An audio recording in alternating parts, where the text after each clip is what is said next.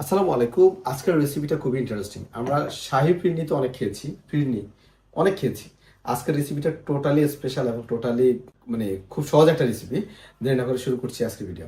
এখানে আমি একটি ব্লেন্ডারে প্রথমে চাল নিয়েছি 1 কাপ আরও হাফ কাপ, টোটাল 1.5 কাপ। এই 1.5 কাপ চালের সাথে 1 কাপ পানি দিচ্ছি। পানি দিয়ে এটা হাফ ব্লেন্ডার করে নেব, অর্থাৎ আড়া ভাঙা করে নেব। তারপর নেক্সট প্রসেসটা দেখাচ্ছি। প্রথমে আমি একটি পাত্রে পানি দিয়ে দিচ্ছি হাফ কাপ। তারপর এখানে আখের গুড়ের চিনি, আপনারা নর্মাল চিনিটাও দিতে পারেন অথবা খেজুর গুঁড়ো দিতে পারেন। এটা দিচ্ছি আমি আখের গুড়ের চিনি দিচ্ছি 1 কাপ। 3-4 পিস লং দিচ্ছি, আর 4-5 পিস এলাচি দিচ্ছি। আর এটা হচ্ছে অ্যারোমাটি মশলা। এটা মূলত হচ্ছে এক ধরনের ফ্লেভারফুল, মিষ্টি ফ্লেভারফুল আইটেম।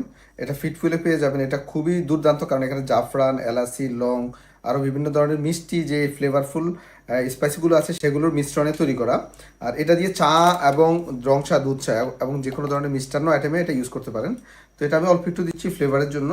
এটা যে দিতে হবে এমন কোনো কথা না, এটা দিলে জাস্ট ফ্লেভারটা আপনার খুবই চমৎকার আসবে। এটা না দিলেও চলবে, বাট এটা দিলে ফ্লেভারটা খুবই এক্সিলেন্ট হবে এই জন্য। তারপর গুড় যখন এরকম হালকা একটু ক্যারামেল হয়ে আসবে, এই দেখেন ফেনা ফেনা হয়ে আসবে, তারপর আমি ঢেলে দিচ্ছি দুধ। এখানে লিকুইড মিল্ক আছে 1.5 লিটার। বিসমিল্লাহ।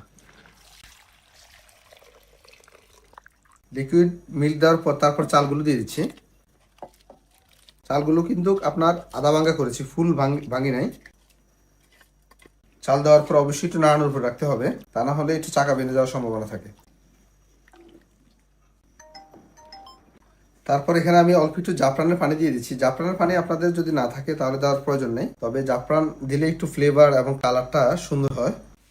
এখন কাজ হচ্ছে স্লো আঁচে ধীরে ধীরে নাড়ানো, আর অন্য কোনো কাজ নেই। শুধু স্লো আঁচে, অতিরিক্ত হিট দেওয়া যাবে না, অতিরিক্ত আঁচ দেওয়া যাবে না। একদম ঘনত্ব হওয়া পর্যন্ত স্লো আঁচে নাড়তে থাকবেন। তো আমি দেখাচ্ছি টেক্সচার কোন পর্যন্ত আসলে তারপর আপনার চুলা স্টপ করবেন। তবে চুলার আঁচটা অবশ্যই মিডিয়াম রাখতে হবে, অতিরিক্ত আঁচ দেওয়া যাবে না। আমি প্রায় আধা ঘন্টা ধরে এভাবে নাড়ানোর উপর রাখার পর তারপর এই টেক্সচারটার এই রেজাল্টটা আসছে। এর থেকে বেশি ঘন করার প্রয়োজন নেই, কারণ এটা ঠান্ডা হয়ে গেলে আরো বেশি ঘন হয়ে যাবে। তো আমি এখন তুলে নিচ্ছি। আপনারা চাইলে অ্যাডিশনালি কিশমিশ, বাদাম এই জাতীয় আইটেমগুলো অ্যাড করতে পারেন। এগুলো আমি জাস্ট উপরে গার্নিশ হিসেবে দেবো। আর স্পেশালি আমি আপনাদেরকে একটা টিপস বলে রাখি, যখন ফিরনি রান্না করবেন মেক শিওর মোটা দস্তার কড়াই অথবা এরকম মোটা পাতিলে রান্না করবেন, তাহলে রান্না অবশ্যই ভালো হবে। বিসমিল্লাহ। এটা জাফরান দেওয়াতে কালারটা এমন হয়েছে। আপনারা যদি জাফরান ইউজ না করেন সেক্ষেত্রে ফ্রুটস কালার একটু ইউজ করতে পারেন, তাহলে কালারটা এমন হবে। আর যেটা বলবো, অবশ্যই এর চেয়ে বেশি ঘন করবেন না। এর চেয়ে বেশি ঘন করলে পরে ফ্রিজে রাখলে আরও বেশি একদম ঘন হয়ে যাবে, তখন খেতে ভালো লাগবে না। বাস। আমি উপরে কয়টা আলমন্ড, কয়টা ক্যাশনাট এবং পেস্তা বাদাম দিচ্ছি, আর কয়টা কালো কিশমিশ। বাস, রেডি হয়ে গেল আমাদের শাহী ফিরনি। এটা রেস্টুরেন্টে মূলত আসলে আমরা এইভাবে তৈরি করি। আর এই রেসিপিটা আপনারা ফলো করে সেম প্রসেসে বানাবেন। এই যে দেখেন কতটা চমৎকার হয়েছে কালার। এটা এখন ট্রাই করা যাবে না, রোজা আছি। ইনশাল্লাহ পরবর্তী ভিডিওতে আসতেছি নতুন রেসিপি নিয়ে, আর এটা ট্রাই করবো ইনশাল্লাহ ইফতারের সময়। আল্লাহ হাফেজ, দোয়া রাখবেন।